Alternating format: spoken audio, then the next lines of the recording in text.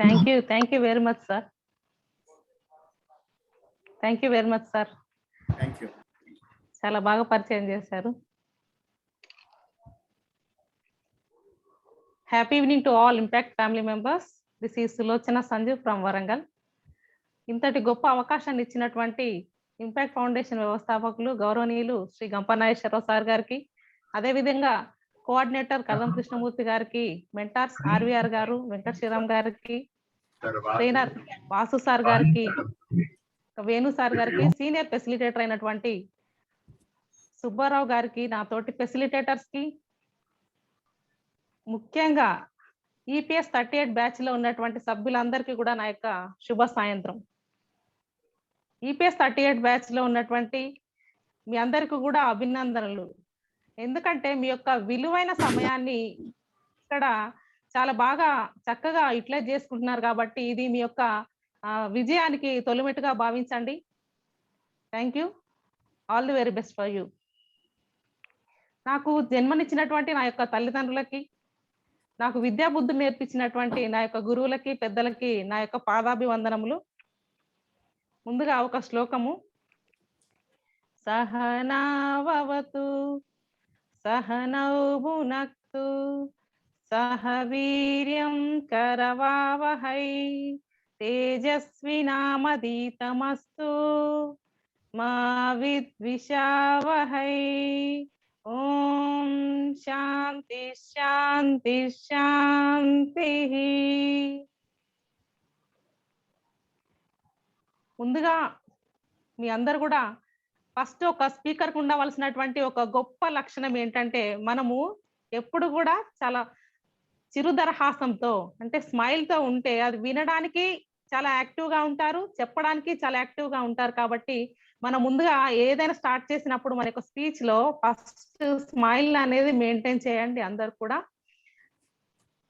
ఈ రోజు ఒక నాదొక చిన్న విషయం అండి. ఇక్కడ కొంచెం వాతావరణం బాగాలేదు, వర్షం వస్తుంది కాబట్టి ఏదైనా చిన్న టెక్నికల్ ఇష్యూ ఉన్నా సరే కాస్త నాతో కోఆపరేట్ చేస్తారని అందరిని వేడుకుంటున్నాను. చాలా గొప్ప వ్యక్తులు ఎవరైనా సరే వారు వారి యొక్క జీవిత కాలంలో వాళ్ళ యొక్క చిన్న వయసులో ఉన్నప్పుడు వాళ్ళ యొక్క అమ్మమ్మ, నానమ్మ, తాతలు అలాగే పేరెంట్స్ చెప్పినటువంటి స్టోరీస్ అనేవి విని అందులో ఉన్నటువంటి ఆ యొక్క నీతిని, అందులో ఉన్నటువంటి విలువలను వాళ్ళ జీవితంలోనికి ఆపాదించుకొని ఈ రోజున చాలా గొప్ప వ్యక్తులుగా ఎదిగారు. దాంట్లో సందేహమే లేదు. అంటే ఆ యొక్క కథల యొక్క ఇంపార్టెన్స్ ఏంటి అంటే, ఇంత బాగా ఒక వ్యక్తిని ఎలాగైనా చేయగలరు అనమాట. ఎంత మంచి స్థాయికి అంటే మన వల్ల కాదు అనుకున్న వాళ్ళని కూడా చాలా గొప్ప స్థితిలోనికి తీసుకువెళ్ళగలదు. మనం ఈ రోజున ఛత్రపతి శివాజీ గారు తెలియనటువంటి వారు అసలు ఎవరూ లేరండి. ఆ యొక్క ఛత్రపతి శివాజీ గారు తన తల్లి జిజియాబాయి గారు చెప్పినటువంటి కథలను వింటూ తన యొక్క వీరత్వాన్ని, తన తల్లి ఉగ్గుపాలతో రంగనించిందండి. ఆ యొక్క వీరత్వాన్ని, ఒక రాజు అనేవాళ్ళు ఎలా ఉండాలి, సమాజం కోసం ఎలాంటి సేవ చేయాలి, ఎటువంటి గొప్ప గుణాలను కలిగి ఉండాలని తన తల్లి నుండి నేర్చుకొని ఆ తల్లి కథల ద్వారా ఇన్స్పైర్ అయ్యి ఈ రోజున ఛత్రపతి శివాజీ అంటేనే అందరికీ తెలుసు అతను ఎంత గొప్ప వ్యక్తో. అలా మనకి ఒక కథలు అనేటివి ఒక వ్యక్తిని ఎంత గొప్ప వ్యక్తిగానైనా చేస్తాయనడానికి ఇంతకంటే నిదర్శనం ఇంకొకటి ఉండదు. మనందరికీ కూడా తెలుసండి, మనకి పసి వయసులోనే, మనకు ఊహ తెలియని వయసు నుంచే కథలతో అది అవినాభావ సంబంధం అనేది ఉంది. మన తల్లి చిన్నప్పుడు అన్నం తినిపించే ప్రయత్నంలో, మన యొక్క చిన్న బొజ్జని నింపే ప్రయత్నంలో మనకు ఎటువంటి ఊహ తెలియని వయసులోనే చందమామను చూపిస్తూ మనకి కథలు చెప్పడం అనేది ఎప్పటి నుంచో మనకు ఉన్నటువంటి, ఇక్కడ ఉన్న ప్రతి ఒక్కరికి కూడా ఆ కథలతో, ఆ తల్లి చెప్పినటువంటి ఆ చందమామ కథలతో మనము చిన్న వయసులో ఉన్నప్పుడు కూడా మనకి ఒక కథలు అనేవి ప్రతి ఒక్కరు కూడా పరిచయమే. ఈ విధంగా తల్లి మనకు నేర్పించినటువంటి కథలను మనం జీవితంలోనికి ఆపాదించుకొని గొప్ప వ్యక్తులుగా తయారవుతాము. అదే విధంగా మనం ఒక స్పీకర్ గా, ఆర్ట్ ఆఫ్ స్టోరీ టెల్లింగ్ లో మనం ఒక స్పీకర్ గా మనము చెప్పేటటువంటి స్పీచ్ ద్వారా, మనం చెప్పేటటువంటి ఒక కథ ద్వారా వచ్చినటువంటి ఆడియన్స్ వాళ్ళు ఏమి ఆశించి మన దగ్గరికి వస్తారో, వాళ్ళు ఎటువంటి ఇబ్బందిలో ఉండి లేదంటే ఎటువంటి మన నుంచి ఏమైతే ఎక్స్‌పెక్ట్ చేస్తారో అటువంటి మనం ఎక్స్‌పెక్టేషన్స్‌కి రీచ్ అయ్యే విధంగా మనకు స్టోరీస్ అనేటివి ఉండాలండి ఎప్పుడైనా కూడా. సో, మనకి జనరల్‌గా ఒక ఆర్ట్ ఆఫ్ స్టోరీ టెల్లింగ్ యొక్క ప్రాముఖ్యత ఏంటో మనం ఈరోజు తెలుసుకుందాము. దానికంటే ముందుగా ఈ యొక్క పబ్లిక్ స్పీకింగ్ అంటే ఏంటి అంటే చూడ్డానికి ఒకే పదంలాగా కనిపించినప్పటికీ కూడా దానిలో 2 పదాల యొక్క కలయిక అనేది ఉంది. Public plus speaker. అంటే పబ్లిక్ మీన్స్ ఆడియన్స్. ఆడియన్స్ మరియు స్పీకర్ యొక్క వాళ్ళిద్దరి మధ్యన ఒక కనెక్షన్, ఒక బాండింగ్, ఒక కోఆపరేషన్, కోఆర్డినేషన్ అనేది ఉన్నప్పుడు మాత్రమే ఒక స్పీచ్ అనేది చాలా ఎఫెక్టివ్ గా ఉంటుంది. అంటే మనం అనుకున్నటువంటిది ఒక ఆడియన్స్ కి రీచ్ అవ్వడానికి మన మధ్యన ఒక కనెక్టివిటీ అనేది కంపల్సరీ అవసరమైనటువంటి విషయం. అదే విధంగా మనము అనుకుంటా ఉంటాం ఏంటంటే జనరల్ గా ఇది నేను చెప్పేది కాదండి, ఎవరు చెప్పేది కాదు. రీసెర్చ్ ద్వారా తెలిసింది ఏమిటంటే ఒక స్పీచ్ కి కంటెంట్ అనేది 70% మాత్రమే, మన యొక్క బాడీ లాంగ్వేజ్ అనేది 55%, వాయిస్ మాడ్యులేషన్ అనేది 38%. అంటే ఈ యొక్క voice modulation and body language కి ఇచ్చినటువంటి ఇంపార్టెన్స్ అక్కడే తెలిసిపోతుంది మనకు. మనం ఎప్పుడైనా ఒక స్పీకర్ గా ఉన్నప్పుడు మన యొక్క వాయిస్ మాడ్యులేషన్ అనేది చాలా చక్కగా ఉండాలి. అదే విధంగా మనము సందర్భానుసారంగా మన యొక్క బాడీ లాంగ్వేజ్ అనేది కూడా ఉండాలి. సో దీన్ని బట్టి తెలుస్తుంది మనకు అది ఎంత ఇంపార్టెన్స్ అనేది. మనము చిన్నప్పుడు హోంవర్క్ చేయనప్పుడు లేదంటే మనకు ఆఫీస్ లేట్ అయ్యి బాస్ దగ్గర చెప్పేటటువంటి స్టోరీస్, ఏదైనా అవసరం పడ్డప్పుడు మన దగ్గర మన ఫ్రెండ్స్ తో మనం చెప్పేటటువంటి స్టోరీస్ ఇవన్నీ కూడా ఒకటే అనుకుంటారు. కానీ ఇవి ఒకటి కాదండి.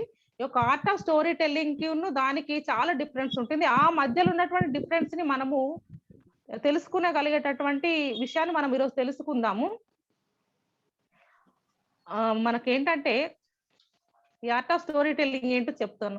మనకొక కంటెంట్ ప్రిపరేషన్ లో 5 W's అండ్ 1 H అనేటటువంటి ఫార్ములాను ఉపయోగించి మనము ఒక కంటెంట్ ఎలాగైతే ప్రిపేర్ చేసుకున్నామో మన వేణు సార్ గారు చాలా చక్కగా చెప్పారు. అదే విధంగా ఈ రోజున ఈ ఆర్ట్ ఆఫ్ స్టోరీ టెల్లింగ్ కి కూడా ఆ యొక్క 5 W's అండ్ 1 H అనేటటువంటి ఫార్ములాను మనము దాన్ని అప్లై చేసి తెలుసుకుందాం. ఏంటంటే what, first W for what. What అంటే ఆ యొక్క సందర్భం ఏంటి, మనం చెప్పదలుచుకున్నటువంటి ఆ స్పీచ్ లో మనం కథ చెప్పేటటువంటి సందర్భం ఏంటి అనేది మనం తెలుసుకోవాలి. సందర్భం అంటే మనము వెళ్ళినటువంటిది ఒక రిపబ్లిక్ డే ఫంక్షనా, లేదంటే ఒక ఇండిపెండెన్స్ డేనా, లేదంటే ఒక సన్మాన సభనా, ఒక రిటైర్మెంట్ సభనా, ఈ యొక్క పర్టికులర్ గా స్పెసిఫిక్ గా ఎక్కడికి వెళ్ళాము, ఆ సందర్భం ఏంటి అని తెలుసుకొని దానికి తగినట్టుగా అవసరమైతే మనం క్రియేట్ చేసుకునేటటువంటి టాలెంట్. ముఖ్యంగా ఒక స్పీకర్ కు కావాల్సిందంటే క్రియేటివిటీ ఉండాలి. చెప్పినవే చెప్పడం వలన ఎవరికైనా బోర్ అనేది అనిపిస్తుంటుంది. ఒక దగ్గరికి వచ్చినటువంటి ఆడియన్స్ మళ్ళీ మన స్పీచ్ ఇంకొక చోట ఇచ్చే దగ్గరికి రావచ్చు. కాబట్టి మనము ఎప్పుడైనా సరే ఒక క్రియేటివిటీ అనేది ఉండడం వలన మన స్టోరీస్ ని మనమే సొంతంగా తయారు చేసుకునేటటువంటి ఒక గొప్ప లక్షణం అనేది ఒక స్పీకర్ కు ఉండాలి. అదే విధంగా మనము కథలు ఎప్పుడు చెప్పాలి, మన యొక్క స్పీచ్ స్టార్ట్ అయిన తర్వాత 12 నుంచి 18 నిమిషాల వరకు మాత్రమే మన యొక్క ఆడియన్స్, మనం ఎంత గొప్ప స్పీకర్ అయినప్పటికీ, ఎంత ఎఫెక్టివ్ గా మన యొక్క స్పీచ్ ఉన్నప్పటికీ కూడా 12 నుంచి 18 నిమిషాలు మాత్రమే వాళ్ళు అటెన్షన్ ని పే చేస్తారనమాట. సో వాళ్ళొక అటెన్షన్ ఎప్పుడైతే మనము గమనిస్తామో, అటెన్షన్ వీళ్ళకి లేదు అని ఎప్పుడైతే గమనిస్తామో ఆ యొక్క సమయంలో మనము ఒక స్టోరీని కనుక ఇంక్లూడ్ చేసి చెప్పినప్పుడు వాళ్ళు మనం చెప్పేటటువంటి స్పీచ్ లో చాలా బాగా ఇన్వాల్వ్ అవుతారు. అయితే జనరల్ గా కొంతమంది ఏంటంటే మనము స్పీచ్ స్టార్ట్ చేసేటప్పుడు కొంతమంది కథతో స్టార్ట్ చేస్తారు. అది కూడా ఒకసారి కథను స్పీచ్ స్టార్ట్ చేసేటప్పుడు కథతో చేయొచ్చు, లేదంటే ఒక స్పీచ్ అయిన తర్వాత ఒక 15 మినిట్స్ తర్వాత కూడా కథను చెప్పచ్చు. అంటే ఆడియన్స్ యొక్క దృష్టిని మన వైపు నుంచి మళ్లించుకోకుండా, అంటే వేరే వైపు డిబేట్ అవ్వకుండా ఉండడానికి మనం యొక్క స్టోరీస్ అనేవి 15 మినిట్స్ టైంలో చెప్పడం అనేది చాలా ఇంపార్టెంట్. ఎక్కడ చెప్పాలి, కొన్ని సార్లు మనకి ఏమవుతుందంటే మనకు ఇచ్చినటువంటి సెషన్ లంచ్ అవర్ తర్వాత ఉందా అనుకుందాము. ఆ లంచ్ అవర్ తర్వాత జనరల్ గా అప్పుడే లంచ్ చేసి వస్తారు కాబట్టి కొంత డ్రౌజినెస్ అనేది ఉండడం కామన్ ఎవరికైనా. అలాంటి సమయంలో మన యొక్క స్పీచ్ ఎంత ఎఫెక్టివ్ గా ఉన్నప్పటికీ కూడా వాళ్ళు మన యొక్క స్పీచ్ వినడానికి కొంత రౌజినెస్ అనే కారణం చేత మన నుంచి డీవియేట్ అవుతా ఉంటారు. ఎప్పుడైతే డీవియేట్ అవుతున్నారని మనం గమనిస్తామో, ఆ సమయంలో గనక ఒక కథను గనక చేర్చి, లేదంటే వాళ్ళకొక యాక్టివిటీ గాని ఇచ్చి, లేదంటే ఒక పజిల్ గానిచ్చి, వాళ్ళని మన వైపు ఇన్వాల్వ్ చేసుకున్నప్పుడు, అప్పుడు మన యొక్క స్పీచ్ వినడానికి మళ్ళీ వాళ్ళు రిఫ్రెష్ అవుతారు. ఆ సమయంలో మనం ఏదైతే చెప్పదలుచుకున్నామో అప్పుడది వాళ్ళు చక్కగా వినడానికి అవకాశం ఉంటుంది. కాబట్టి వాళ్ళు మన నుంచి డీవియేట్ అవ్వకుండా ఉండడం కోసమని మనం ఒక కథననేది చెప్పాల్సుంటుంది.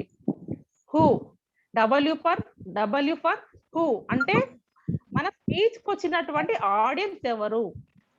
ఆడియన్స్ ఎవరనేది తెలుసుకోవడం అత్యంత ముఖ్యమైనటువంటి విషయము. ఆడియన్స్ యొక్క పల్స్‌ని తెలుసుకొని, అప్పుడు మాత్రమే మనము దానికి తగ్గట్టుగా మన యొక్క స్టోరీస్ అనేటివి ప్రిపేర్ చేసుకోవాల్సుంటుంది. అలా డెలివరీ ఇవ్వాల్సుంటుంది. మన స్పీచ్‌కి వచ్చినటువంటి పిల్లలనుకుందాం. చిన్న పిల్లలనుకుందాం. ఆ సమయంలో వాళ్ళకి మనం ఏది పడితే అది స్పీచ్ చెప్పగానే వాళ్ళు వినరండి. వాళ్ళకి నేచర్‌కి దగ్గరగా ఉన్నటువంటి బర్డ్స్‌కి సంబంధించినవి, యానిమల్స్‌కి సంబంధించినవి, యానిమేటెడ్‌కి సంబంధించినటువంటి విషయాల పట్ల వాళ్ళెక్కువ ఇష్టాన్ని చూపుతారు. వాళ్ళకేదైనా విషయం మనము ఒక స్టోరీ ద్వారా చెప్పి దాంట్లో యానిమల్స్‌ని, బర్డ్స్‌ని, నేచర్‌ని రిలేటెడ్‌గా చేసి చెప్పినప్పుడు వాళ్ళు వినడానికి చాలా చక్కగా మనం ఏదైతే చెప్తామో దాన్ని చక్కగా వింటారు. అలాంటప్పుడు మనం ఏంటంటే చిన్న చిన్న కథలు. ఒక ఒక ఏనుగు, ఒక చీమ 2 కూడా ఒక బైక్ మీద వెళ్తున్నాయి. ఒక చిన్న యాక్సిడెంట్ జరిగింది. అప్పుడు ఏనుగుకేమో దెబ్బలు తగిలాయి. చీమకు తగలేదు. ఎందుకు అనని మనం అడిగినప్పుడు వాళ్ళు చీమ హెల్మెట్ పెట్టుకుంది కాబట్టి దెబ్బలు తగలేదు. ఏనుగు హెల్మెట్ పెట్టుకోలేదని. అంటే వాళ్ళు ఎప్పుడైతే మనము ఒక యానిమల్‌కి సంబంధించినవి, నేచర్‌కి సంబంధించినవి చెప్పినప్పుడు వాళ్ళకొక లాజికల్ థింకింగ్ అనేది లేకపోవడం వలన ఇలా వాళ్ళకి చాలా ఇలాంటి నేచర్‌కి సంబంధించినవి రిలేటెడ్‌గా చెప్పినప్పుడు వాళ్ళు మనం చెప్పదలుచుకున్న విషయాన్ని చాలా చక్కగా వినడానికి ట్రై చేస్తారనమాట. వై? అసలెందుకు చెప్పాలి మనం స్టోరీస్? స్టోరీస్ యొక్క ఇంపార్టెన్స్ ఏంటి అని అన్నప్పుడు, కొన్నిసార్లు ఏమవుతుందంటే అది మనము ఒక మాటను చెప్పినప్పుడు ఎవరైనా సరే, ఒక మాట విషయంలో చెప్పినప్పుడు వింటారు, వినరు, గుర్తుపెట్టుకుంటారు, పెట్టుకోరు అది వేరే విషయం. కానీ ఒక స్టోరీ రూపంలో పెట్టుకున్నప్పుడు చెప్పినప్పుడు మాత్రం దాన్ని గుర్తుపెట్టుకోవడం అనేది చాలా సింపుల్. మనం ఎప్పుడో మన చిన్నప్పుడు మన తల్లిదండ్రులు, మన యొక్క తాతలు, అమ్మలు చెప్పినటువంటి స్టోరీస్ మనం ఇప్పటికి గుర్తుపెట్టుకోలేదండి? పెట్టుకున్నాం గదా! అంటే ఏదైనా ఒక విషయాన్ని ఒక మాట రూపంలో చెప్పినప్పుడు మర్చిపోవడం సహజమే. కానీ ఒక కథ ద్వారా చెప్పినప్పుడు మాత్రము ఖచ్చితంగా గుర్తుపెట్టుకోవడం అనేది జరుగుతుంది. అంటే మనం ఎందుకు చెప్పాలి అంటే, వాళ్ళ యొక్క ఆడియన్స్ యొక్క వాళ్ళు మన వైపు ఆకట్టుకోవడానికి చాలా అట్రాక్టివ్‌గా మన వైపు అట్రాక్ట్ చేసుకోవడానికి కథలనేవి చెప్పవలసినటువంటి అవసరం అనేది ఉంటుంది. ఎలా చెప్పాలి? Fifth W for why. అది హౌ. ఎలా చెప్పాలి? ఎలా చెప్పాలంటే నేను విషయాన్ని బాగా చెప్తాను. 2 సార్లు చెప్తాను వినండి. ఎలా చెప్పాలంటే ఆడియన్స్ యొక్క హృదయాలకు హత్తుకునే విధంగా, ఆడియన్స్ యొక్క హృదయాలకు హత్తుకునే విధంగా. ఎలా పడితే అలా చెప్పడం గాదు. ఆడియన్స్ యొక్క హృదయాలకు హత్తుకునే విధంగా మనము ఆ యొక్క స్టోరీస్ అనేవి చెప్పగలిగినప్పుడు వారు ఆ విషయాలను గుర్తుపెట్టుకొని వాళ్ళ యొక్క జీవితానికి అవసరమైనటువంటి వాళ్ళకేదో సమస్య అనిపిచ్చింది. అలాంటప్పుడు మన యొక్క స్టోరీ వినడం ద్వారా వాళ్ళు వాటిని వాళ్ళ మనసులోనికి ఆపాదించుకొని, వాళ్ళ జీవితాలలో ఆపాదించుకొని ఒక గొప్ప వ్యక్తులుగా తయారవ్వడానికి చాలా అవకాశం ఉంటుంది కాబట్టి, ఇక్కడ ఒక విషయం చెప్తున్నాననమాట. అదే విధంగా మనం కొన్ని సార్లు అంటూ ఉంటాము. మన సినిమాలు చూసినప్పుడు ఒక విషయం గమనిస్తా ఉంటాం. ఏంటంటే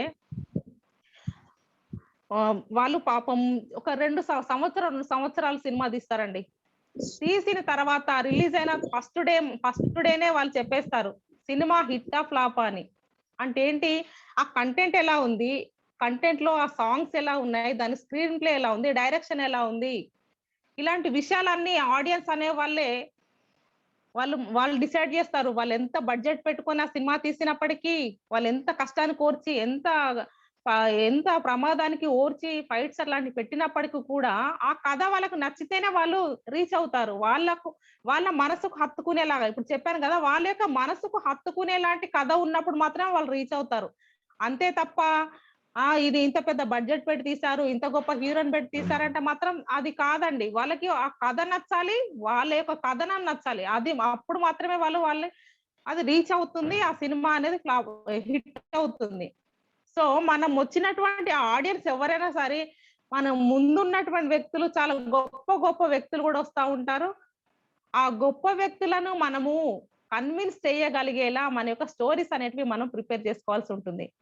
ఒక స్పీకర్‌గా మనం ఏం చేయాలంటే, ఖచ్చితంగా మన ఎదుట వచ్చిన వాళ్ళు గొప్పవాళ్ళు కాబట్టి, ఆ ఆడియన్స్‌ని మన యొక్క ఆడియన్స్ అనేవాళ్ళు సెంటర్ ఆఫ్ అట్రాక్షన్ అనేటటువంటి విషయాన్ని మనం ఎట్టి పరిస్థితుల్లోనూ మర్చిపోకుండా, ఆ ఆడియన్స్‌ని మన యొక్క దృష్టిలో పెట్టుకొని, వాళ్ళొచ్చినటువంటి స్థాయి, వాళ్ళు ఏ స్థాయి నుంచొచ్చారు, వాళ్ళ యొక్క వాళ్ళ యొక్క విద్యార్హతలేంటి, వాళ్ళ యొక్క వెనకాల బ్యాక్‌గ్రౌండ్ ఏంటి అనేది మనం గుర్తుపెట్టుకొని, దాన్ని బట్టి మనం కథలనేటివి ప్రిపేర్ చేసుకోవాల్సుంటుంది.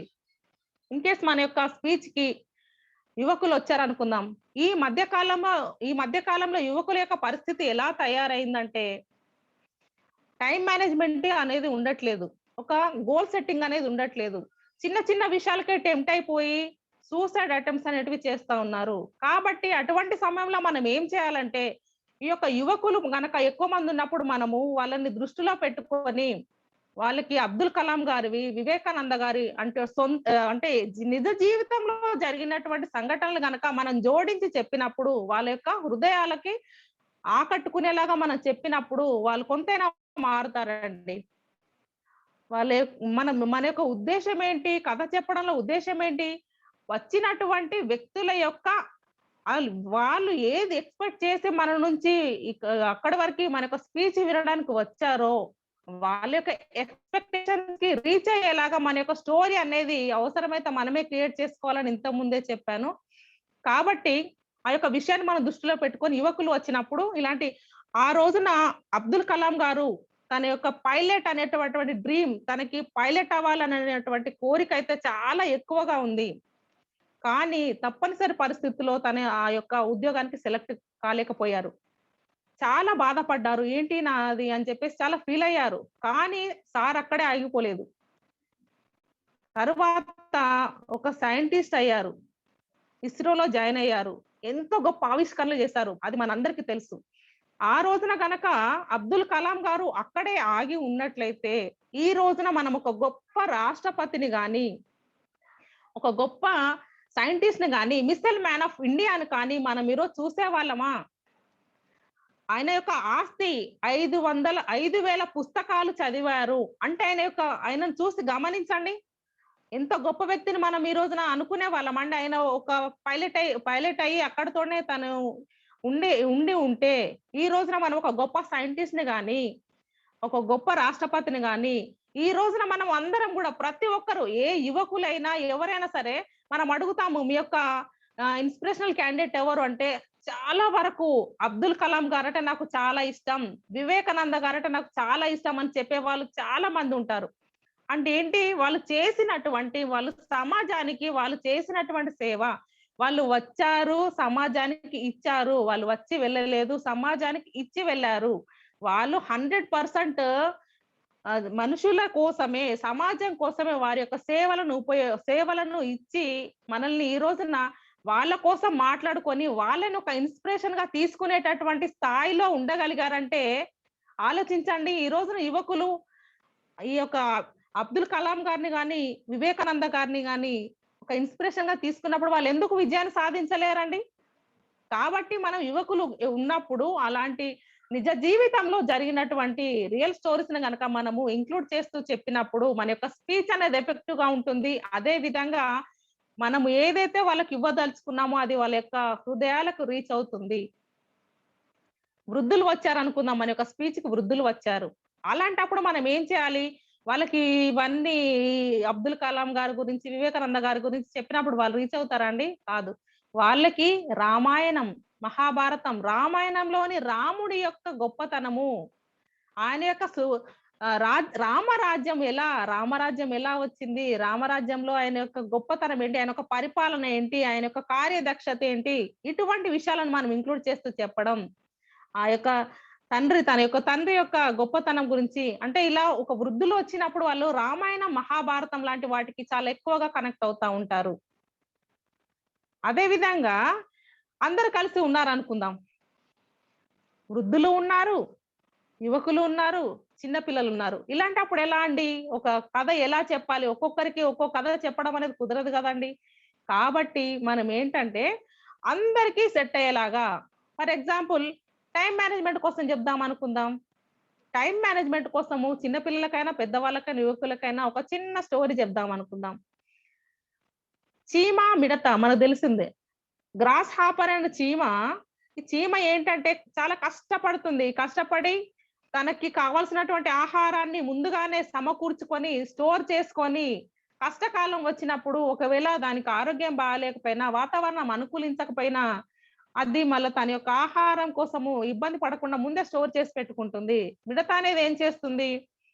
ఏముందిలే వచ్చినప్పుడు చూసుకుందాం. ఆ రోజుకి ఆ రోజు సంపాదించుకుందాం అనేటువంటి నెగ్లిజెన్సీలో ఉంటుంది. కాబట్టి మనుషులు ఎవరమైనా ప్రతి ఒక్కరం కూడా ఒక టైమ్ మేనేజ్‌మెంట్ అనేది ఉండాలి అని చెప్పడానికి ఇలాంటి స్టోరీ చెప్పినప్పుడు మనం ఎలాగూ జంతువుల గురించి చెప్పాము.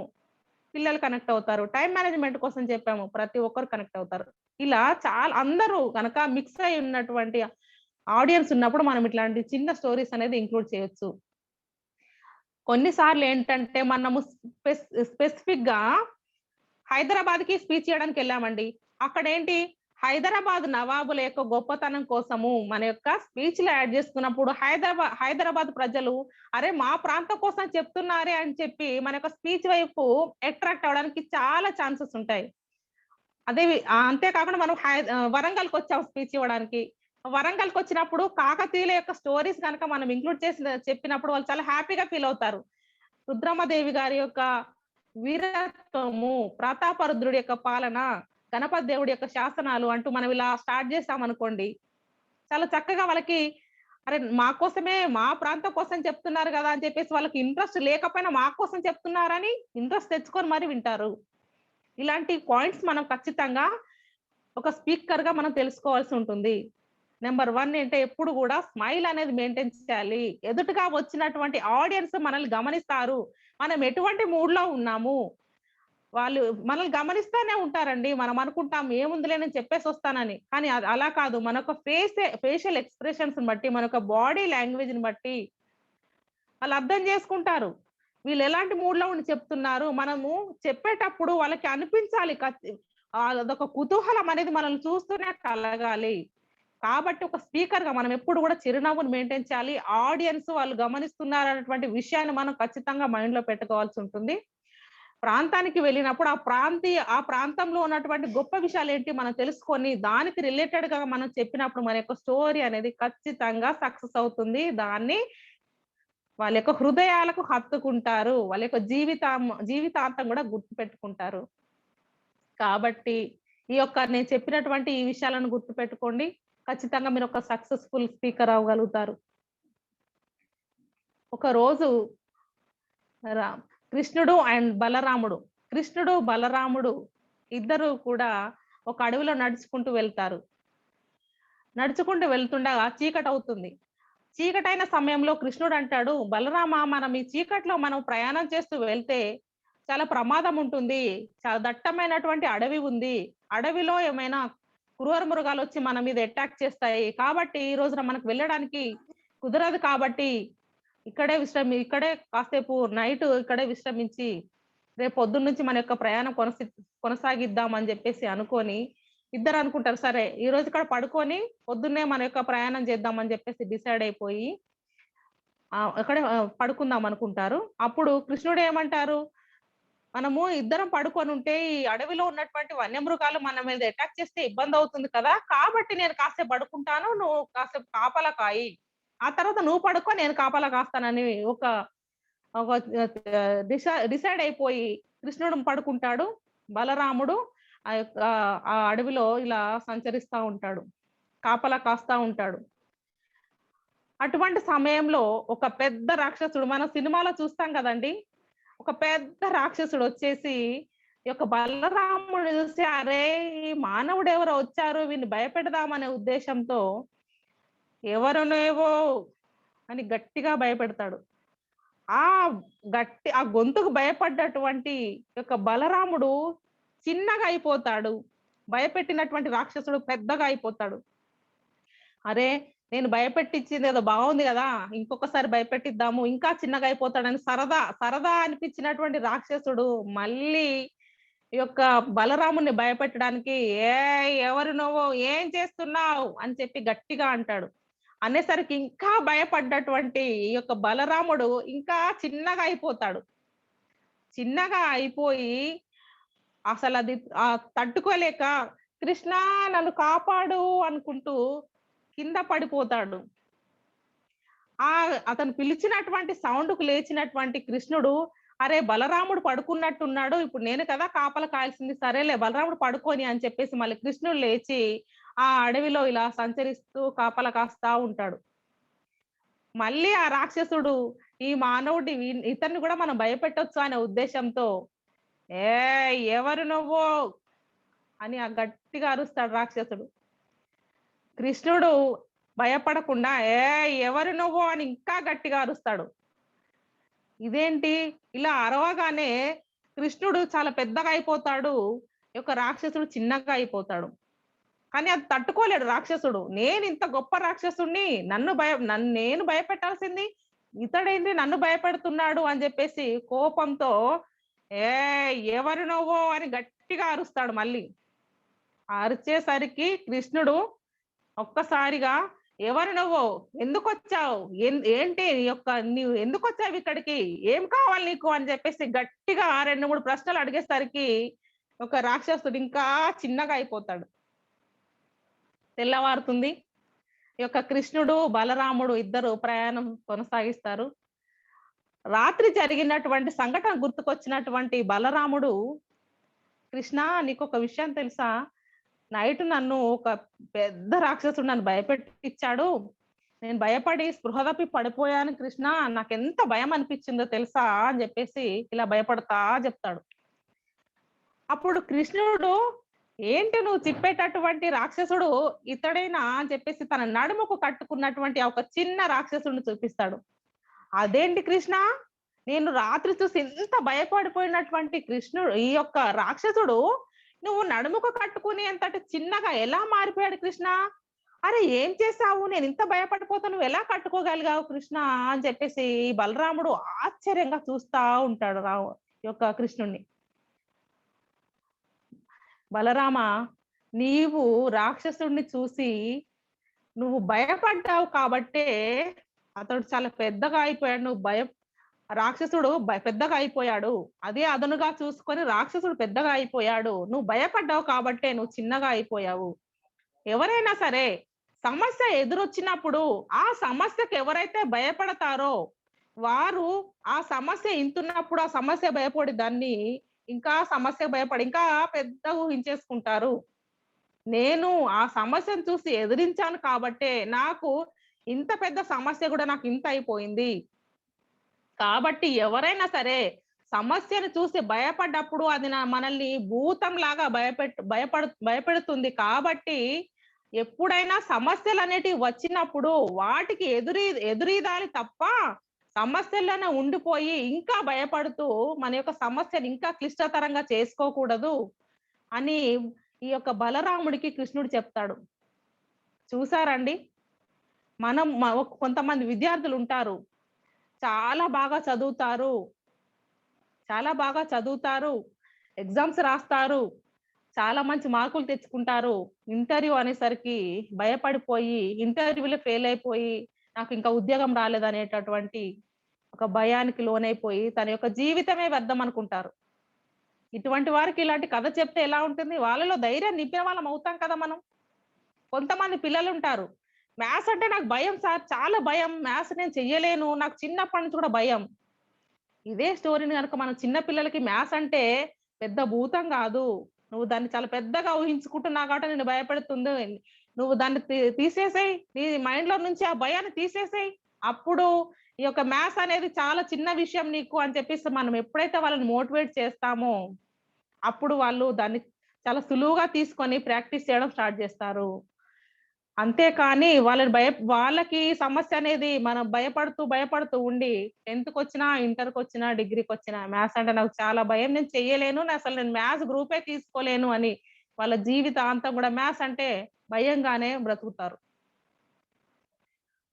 కొంతమందికి కమ్యూనికేషన్ స్కిల్స్ లేకపోవడం వలన ఉద్యోగాలు రావట్లేదు. కమ్యూనికేషన్ స్కిల్స్ అంటేనే వాళ్ళకి పెద్ద భూతం. ఇలాంటి కమ్యూనికేషన్ స్కిల్స్ కోసము మనము యువకులు వచ్చినప్పుడు మీరు కమ్యూనికేషన్ స్కిల్స్‌ని డెవలప్ చేసుకోండి. కమ్యూనికేషన్ స్కిల్స్ అంటే భయమే లేదు. అదొక చిన్న సమస్యే. దాన్ని మీరు ఓవర్‌కమ్ చేయగలరు. మీరు చెయ్యగలరు అని మనం ఈ యొక్క కథలనేటి రూపంలో మనం వాళ్ళకి వాళ్ళ యొక్క మనసులోకి ఇలాంటి ఇన్‌స్పిరేషన్ కలిగించినప్పుడు వాళ్ళెందుకు భయపడతారండి?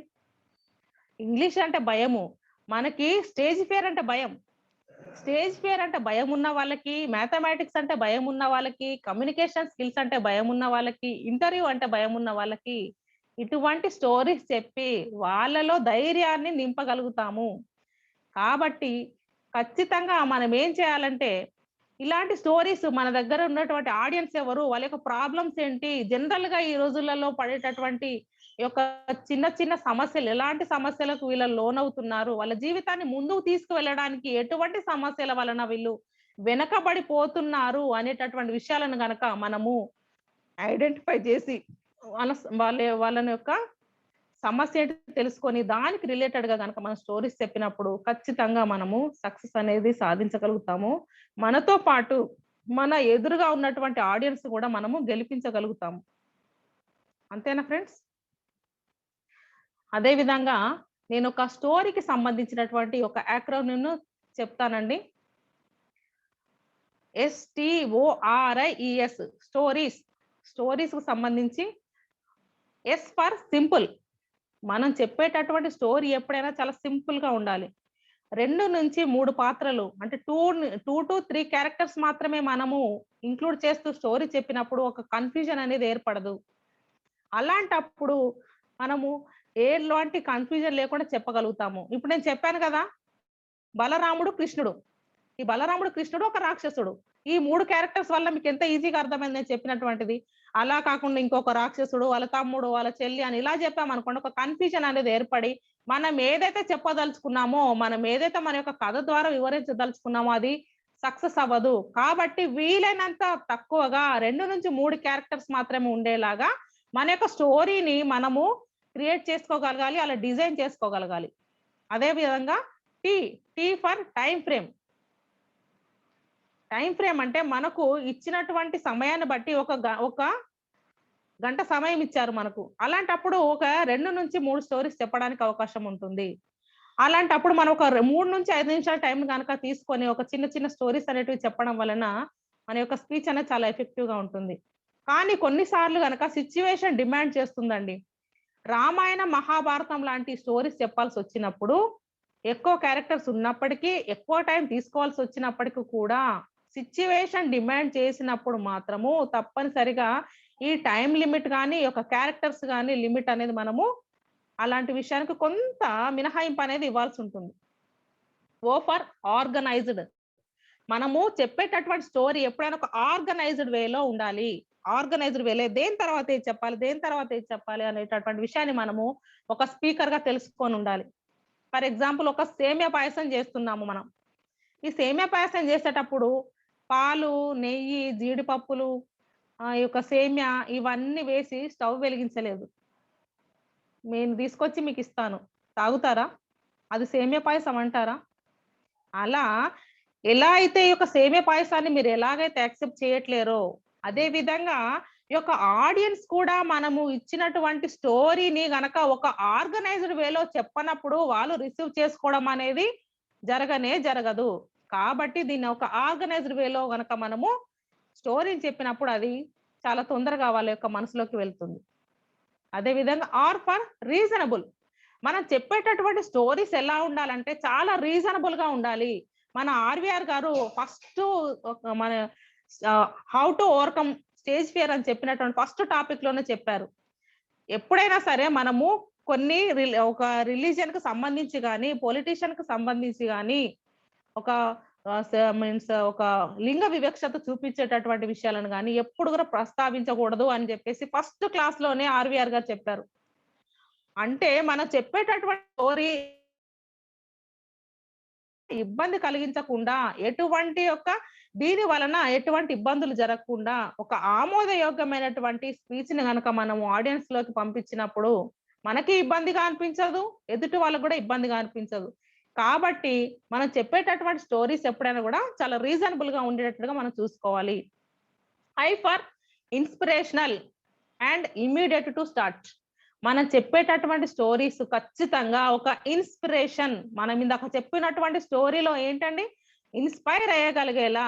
మీకు ఇంగ్లీష్ అంటే భయం లేదు, ఇంగ్లీష్ అంటే భయాన్ని తీసివేయండి, ఓ స్టేజ్ ఫియర్ అంటే భయాన్ని తీసివేయండి అని మనం ఎలా అయితే ఒక మోటివేషన్ అని ఇవ్వగలిగామో, ఎలా అయితే ఒక ఇన్స్పిరేషన్ ఇవ్వగలిగామో, అలాంటి స్టోరీస్ ని గనక మనము ఇంక్లూడ్ చేసుకోవాలి.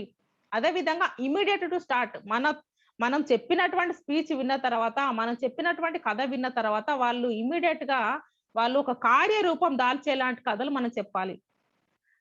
మహాత్మా గాంధీ గారు సత్య హరిశ్చంద్రుడు యొక్క స్టోరీస్ విన్న తర్వాత తన జీవిత కాలంలో నేను ఇంకెప్పుడు కూడా సత్యంనే పలకవలను అనేటటువంటి విషయాన్ని తను ఒక నిర్ధారణకు వచ్చారు. ఆ యొక్క సూత్రాన్ని తన యొక్క జీవిత కాలం కూడా పాటించగలిగారు. అంటే మనం చెప్పేది ఎప్పుడు కూడా ఇన్స్పిరేషన్ ఉండాలి. అది ఎప్పుడైనా కూడా తన యొక్క జీవిత కాలం మొత్తము కూడా దాన్ని ఆచరించే విధంగా, ఇమ్మీడియట్ గా దాన్ని కార్యరూపం దాల్చే విధంగా చెప్పగలగాలి. ఇలా మహాత్మా గాంధీ గారు ఎలాగైతే సత్యహరిశ్చంద్రుడి యొక్క కథ నుంచి నేను ఎప్పుడైనా కూడా సత్యంనే పలకవలనని ఎలా అయితే తాను ప్రతిజ్ఞ బూనారో, అదే విధంగా మహాత్మా గాంధీ యొక్క చరిత్రను చదివినటువంటి ఒక సుప్రసిద్ధమైనటువంటి రచయిత, మన అందరికి తెలిసినటువంటి గొప్ప రచయిత యండమూరి వీరేంద్రనాథ్ గారు కూడా ఆయన యొక్క కథ విన్న తర్వాత ఈ యొక్క క్షురకర్మ అంటే హెయిర్ కట్ అండి, ఈ యొక్క హెయిర్ కట్ నేను జీవిత కాలం మొత్తం కూడా నేనే చేసుకోవాలి అనేటటువంటి ఒక గొప్ప నిర్ణయం తీసుకున్నారు. అంటే మనం విన్నటువంటి స్టోరీ ద్వారా ఇన్స్పైర్ అవ్వగలగాలి. ఈ రోజుకు కూడా యండమూరి గారు ఈ రోజుకు కూడా తన యొక్క హెయిర్ కట్ ని తనే చేసుకుంటారటండి. అంటే చూడండి, తను ఇన్స్పైర్ అయ్యారు, దాన్ని ఇమ్మీడియట్ గా స్టార్ట్ చేశారు, అదే విధంగా ఇప్పటికి కూడా కొనసాగిస్తున్నారు. అంటే అలా ఇన్స్పైర్ అవ్వగలిగేటటువంటి స్టోరీస్ మనం చెప్పగలగాలి. ఈ ఫర్ ఈజీ టు టెల్. మనం చెప్పేటటువంటి స్టోరీస్ ఎలా ఉండాలంటే చాలా సింపుల్ గా, ఇన్ కేస్ మన యొక్క స్పీచ్ కి చదువుకొని వారు సైతం వచ్చినప్పుడు కూడా ఆ యొక్క స్టోరీస్ అనేటివి అర్థమయ్యేలా ఉండాలి. అంటే ఎవరైనా చిన్నపిల్లలైనా సింపుల్ గా అర్థం చేసుకోగలగాలి, పెద్దవారైనా అర్థం చేసుకోవాలి, చదువుకొని వారైనా అర్థం చేసుకోవాలి. అంటే ఈజీగా చెప్పేలాంటి ఒక పదాలను ఎంచుకోగలగాలి మనం. ఆ యొక్క పదాలు యొక్క పొందిక అనేది మనము చాలా బాగా ఫ్రేమ్ చేసుకోగలగాలి. అది ఒక స్పీకర్ గా ఉన్నటువంటి లక్షణం. ఇంకొకటి ఏంటంటే ఎస్ ఫర్ స్పెసిఫిక్. స్పెసిఫిక్ అంటే మనము ఒక టైం మేనేజ్మెంట్ కోసం చెప్పాము, దానికి రిలేటెడ్ గా మాత్రమే స్టోరీ ఉండాలి. ఒక లీడర్షిప్ క్వాలిటీస్ కోసం చెప్పాలి, అప్పుడు దానికి మాత్రం రిలేటెడ్ గా చెప్పాలి. గోల్ సెట్టింగ్ కోసం చెప్పాలి, అలాంటప్పుడు ఒక గోల్ సెట్టింగ్ కి సంబంధించినటువంటి వీడియోస్ అటువంటి కథలు మాత్రమే ఎంచుకోగలగాలి. అంటే ఎప్పుడైనా సరే ఒక కంటెంట్ ను బట్టి మాత్రమే మన యొక్క కథలు అనేటివి ఇంక్లూడ్ చేసుకోవాలి తప్ప మన కథలకు అనుగుణంగా కంటెంట్ మార్చుకోవడం అనేది చెయ్యకూడదు. ఈ విధంగా మనము STOREIS అనేటటువంటి విషయాన్ని మనము ఇంకోసారి రిపీట్ చేస్తాను. S for simple, T for time frame, O for organized, R for reasonable, I for inspire and immediate to start, E for easy to tell and S for specific. మనం చెప్పేటటువంటి విషయం ఎప్పుడైనా ఒక స్పెసిఫిక్ గా ఉండగలగాలి. ఓకేనా అండి? ఇప్పటివరకు అర్థమైందా అందరికి? స్టార్ట్ చేస్తారా? అర్థమైందండి? Okay, thank you madam, thank you very much. ఇప్పటివరకు ఏమైనా డౌట్స్ ఉన్నాయండి? డౌట్స్ ఏమైనా ఉన్నాయా ఇప్పటివరకు? ఓకే అండి, ఓకే. నేను ఈ సెషన్ అంటే ఈ నా చెప్పడం అంతా అయిపోయిన తర్వాత మీకు మళ్ళీ ఓకే మేడం, క్లియర్. ఓకే, ఇది మొత్తం అయిపోయిన తర్వాత మీకు మళ్ళీ నేను డౌట్స్ ఏమైనా ఉంటే క్లారిఫై చేస్తాను. అదే విధంగా మన యొక్క వాసు సార్ గారు, సుబ్బారావు సార్ గారు, ఇలా మనకు చాలా సీనియర్స్, వాళ్ళు చాలా అనుభవం గల వ్యక్తులు కూడా ఉన్నారు కాబట్టి నాకు సాధ్యమైనంత వరకు నేను చేస్తాను, లేదంటే సార్ వాళ్ళు కూడా మనకు చెప్తారు. ఓకే అండి. మన యొక్క ప్రజెంటేషన్ అనేది ఎలా ఉండాలి, మన యొక్క ప్రజెంటేషన్ అనేది ఎలా ఉండగలగాలి? ఒక స్పీకర్ అనే వ్యక్తి మన ప్రజెంటేషన్ ఎప్పుడైనా సరే ఒక పీపీటీ ప్రజెంటేషన్. పీపీటీ అంటే పవర్ పాయింట్ ప్రజెంటేషన్ కాదండి ఇక్కడ. P for passion, P for practice and tea for to involve our whole body. అంటే ప్యాషన్ అంటే మనము ఏదో వచ్చాము, చెప్పాము, వెళ్ళిపోయేలాగా ఉన్నాము అని కాదండి. ప్యాషన్ ఉండాలి. మనం చెప్పేటటువంటి విషయాల పట్ల మనకొక ప్యాషన్ అనేది ఉండాలి. ఇప్పుడు చెప్తాను, మన వాసు సార్ గారిని చూసారంటే మీరు, నేను సార్ చెప్పినటువంటి ఒక క్లాస్ విని నేను చాలా ఇన్స్పైర్ అయ్యాను. ఎలా అంటే సార్ ఒక రోజున సెల్ఫ్ సెల్ఫ్ మన సెల్ఫ్ ఇమేజ్ అనేటటువంటి టాపిక్ చెప్తున్నారు. ఆ రోజున సారు ఒక వాల్యూ యాడ్, మనము చెప్పేటటువంటి విషయం వల్ల వాల్యూ యాడ్ అవ్వాలి అనేటటువంటి టాపిక్ తో చెప్తూ ఒక వాటర్ బాటిల్ తీసుకొని, ఈ యొక్క వాటర్ బాటిల్ ని పాలతో నింపినప్పుడు దాని యొక్క విలువ ఎలా ఉంటుంది, నూనెతో నింపినప్పుడు ఎలా ఉంటుంది, ఒక నెయ్యితో నింపినప్పుడు ఎలా ఉంటుంది, ఒక తేనెతో నింపినప్పుడు ఎలా ఉంటుందని ఒక ప్రయోగ రూపంలో చెప్పారండి. అది అండి ప్యాషన్ అంటే. ఏదో చెప్పేసామని కాదు, మనం దాంట్లో ఇన్వాల్వ్ అవ్వాలి. ప్యాషన్ అంటే ఎలా ఉండాలంటే, చెప్పే వ్యక్తికి చాలా ఇంట్రెస్ట్ తో చెప్పగలగాలి. అంటే ఇది చూసి మనలాంటి వాళ్ళు ఇన్స్పైర్ అవ్వగలగాలే ఉండాలి. ఇప్పుడు చెప్పాను కదా, ఒక బాటిల్ ని తీసుకొని సారు దాన్ని ఎగ్జాంపుల్ తో మనకి దాన్ని ఒక ఫిజికల్ గా చూపించగలిగారు. అంటే అంత ప్యాషన్ ఉన్నప్పుడు మాత్రమే మనం ఒక ఏ రంగంలోనైనా సరే, నాట్ ఓన్లీ దిస్ ఈపీఎస్, ఏ రంగంలోనైనా సరే వ్యక్తికి ప్యాషన్ అనేది ఉండాలి. మనకి ఇష్టమైన వృత్తిని చేయడానికి మాత్రమే మనము ఇష్టంగా వింటాము, ఇష్టంగా చేస్తాము. కాబట్టి ఎప్పుడైనా కూడా ఒక ప్యాషన్ అనేది ఖచ్చితంగా ఉండాలి. ఆ విషయాన్ని మనం ఎప్పుడు మర్చిపోకుండా, మనకు ఏ ఫీల్డ్ అయితే ఇంట్రెస్ట్ ఉంటుందో, ఏ ఫీల్డ్ పైన అయితే మనకు ఒక ప్యాషన్ ఉంటుందో, ఖచ్చితంగా అటువంటి ఫీల్డ్ గనక మనం ఎంచుకొని అది దాంట్లో మనం కొనసాగినట్టయితే సక్సెస్ అవ్వడం అనేది 100% అవుతుంది. అలా ఒక స్పీకర్ గా కూడా మనకు ఒక ప్యాషన్ ఉండాలి. ఖచ్చితంగా మనము చెప్పేటటువంటి విషయాలు ఇంకా ఇన్నోవేటివ్ గా, ఇంకా బాగా, ఇంకా ఎలా బాగా చెప్పగలమా అనేటటువంటి ప్యాషన్ తో మనము చెప్పగలగాలి. ఒక స్పీకర్ గా మనం అది తెలుసుకోవాలి. ఇంకొక విషయము పీ ఫర్ ప్రాక్టీస్. మనము స్పీచ్ కొచ్చేటప్పుడు చాలా ప్రాక్టీస్ చేయాలండి. ప్రాక్టీస్ చేస్తేనే మనకొక ఫ్లో అనేది వస్తుంది. మనకు ఎంత కంటెంట్ ఉంటే అంత ఫ్లో అనేది వస్తుంది. కాబట్టి ఎప్పుడైనా కూడా మనకి కంటెంట్ అనేది ఫ్లో వచ్చేలాగా తయారు చేసుకోగలగాలి. అదే విధంగా చాలా ప్రాక్టీస్ కూడా చేయగలగాలి. ఎంత ప్రాక్టీస్ అనేది ఎంత బావుంటే మన యొక్క ప్రజెంటేషన్ అనేది అంత బావుంటుంది. ప్రాక్టీస్ ఇప్పుడు ఎంత గొప్ప స్పీకర్ అయినప్పటికీ కూడా, ఇప్పటికిప్పుడు మీకు రేపు ఉందండి, వచ్చేసి మాకు స్పీచ్ ఇస్తారా అన్నప్పుడు వాళ్ళకి తెలిసిన విషయమే కదా! ఏముందిలే నేను ఇస్తాను అని అనుకోరండి. ఎంత గొప్ప స్పీకర్ అయినా సరే. మన గంప నాగేశ్వరరావు సార్ గారిని కూడా మనం ఒక స్పీచ్ ఉందండి, ఇస్తారా సార్ అని అన్నప్పుడు, ఆ సార్ ఏం చేస్తారు? ఖచ్చితంగా దానిపైన ఎక్సర్సైజ్ చేస్తారండి. ఖచ్చితంగా దానిపైన ఇంకా ఎంత బాగా చెప్పగలను, దీన్ని ఇంకా సింపుల్ వేలో ఎలా చెప్పగలను, ఇంకా ఇన్నోవేటివ్‌గా ఎలా చెప్పగలను అని ప్రాక్టీస్ అనేది ఖచ్చితంగా చేస్తారు. అంత గొప్ప గొప్ప స్పీకర్‌లే ప్రాక్టీస్ చేసి చెప్తున్నప్పుడు, మనలాంటి వాళ్ళం ఇంకెంత బాగా ప్రాక్టీస్ చేయాలండి ఏ విషయమైనా. అంటే ఖచ్చితంగా మన మైండ్‌లో ప్యాషన్ ఉండాలి, ప్రాక్టీస్ ఉండాలి. ఇలా మనం ప్రాక్టీస్‌తో వెళ్ళినప్పుడు మాత్రమే చాలా చక్కగా ప్రెజెంట్ చేయగలుగుతాము. ఎదుట ఉన్నటువంటి ఆడియన్స్‌ని ఇన్‌స్పైర్ చేయగలుగుతాము. ఎదుట ఉన్నటువంటి ఆడియన్స్ యొక్క మనస్సును గెలుచుకోగలుగుతాము. కాబట్టి ప్రాక్టీస్ చేయండి. ప్రాక్టీస్ చేద్దాం మనం అందరం కూడా. Tea for to involve our whole body. ఫస్టే చెప్పాను మీకు నేను. కంటెంట్ అనేది 7% మాత్రమే ఉంటుంది. వాయిస్ మాడ్యులేషన్ అనేది 38% ఉంటుంది. అదే విధంగా ఈ యొక్క బాడీ లాంగ్వేజ్ అనేది 55% ఉంటుంది. అంటే ఈ యొక్క 55% బాడీ లాంగ్వేజ్‌కే ఇచ్చారంటే మనం అర్థం చేసుకోవాలండి ఆ విషయం. బాడీ లాంగ్వేజ్ అనేది బాడీని ఎప్పుడైతే ఇన్వాల్వ్ అయ్యి చెప్తామో, అప్పుడు చెప్పేటటువంటి వ్యక్తులకు అది అర్థమవుతుంది. మనం ఇది కాదు అన్నప్పుడు ఇలా చెప్తాము. కాదు అన్నప్పుడు. అవును అన్నప్పుడు అవును అని చెప్తాం. అంటే ఏంటి? దీన్ని బట్టి భాష రాని వారు సైతం మన యొక్క బాడీ లాంగ్వేజ్‌ని చూసి తెలుసుకోగలగాలి. అలాంటి బాడీ లాంగ్వేజ్ అనేది మనము అడాప్ట్ చేసుకోవాలి. అలవాటు చేసుకోవాలి. అద్దం ముందు నించొని ప్రాక్టీస్ చేసుకోవాలి మనము. అంతే కదా ఫ్రెండ్స్? కాబట్టి ఎప్పుడైనా సరే మనం ఒక ప్రెజెంటేషన్ అనేది ఇచ్చినప్పుడు ఖచ్చితంగా ప్యాషన్‌తో, ఇంకా ఇన్నోవేటివ్‌తో ఆలోచించి ఇంకా బాగా ప్యాషన్‌తో చేయగలగాలి. ప్రాక్టీస్ చేసి వెళ్ళగలగాలి. ప్రాక్టీస్ చేస్తేనే మనకు మన జేడీ లక్ష్మీనారాయణ గారు చెప్తారు. ఇక్కడ ఎంత కంటెంట్ ఉంటే ఫ్లో అనేది అంత బాగా వస్తుందని.